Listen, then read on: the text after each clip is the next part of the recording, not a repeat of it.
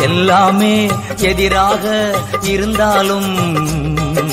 சூழ்நிலைகள் தோல்வி போல தெரிந்தாலும் எல்லாமே எதிராக இருந்தாலும்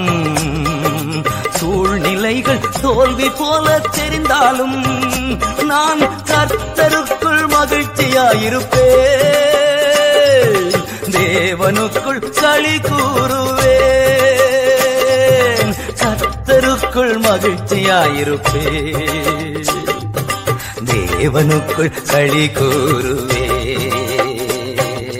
அத்திமரம் துளிர் விடாமல் போனாலும் திராட்சை செடி பலன் கொடாமல் போனாலும்